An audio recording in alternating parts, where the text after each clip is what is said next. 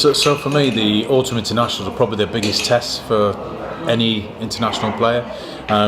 When you look at the Six Nations, there is a break in that playing period. So with the Autumn Internationals, it's 4 games on the trot to Southern Hemisphere opposition, and you're normally facing the big boys in New Zealand, South Africa, Australia, etc. So you know as a player it's going to be the toughest, not just physically but mentally as well, to go in there, to build that confidence up, to beat those big teams and do it back to back.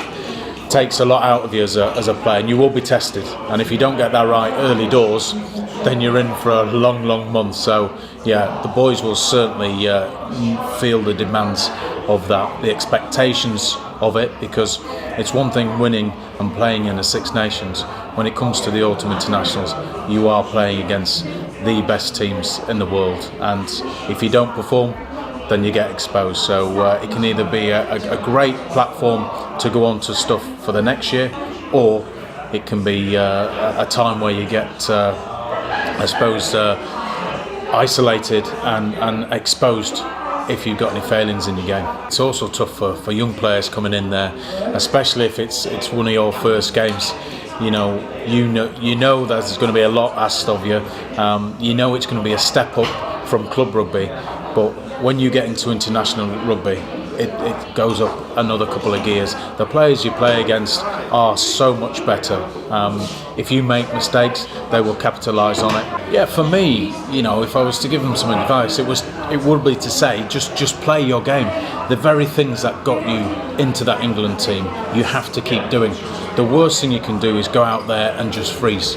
The games themselves go really quick, so early doors, get an early touch, make an early tackle, get a good run in, and then you just build your way into the game.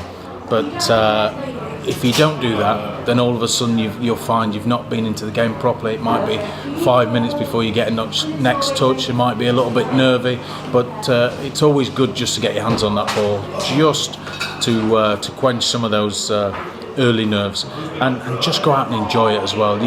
You're going to be excited, you're going to be nervous, but that's what it's all about. You're playing for your country, you're playing in the big stadiums against the best players in the world. So this is an opportunity that you have to take, because if you don't take it as a youngster, then it might be another 6 months, it might be another 12 months before you get that opportunity again. So when you get it, you've got to go in there and you've got to show the coaches exactly what you're capable of, and not just look at names. You'll come up against some big names, and quite often a lot of young players are intimidated.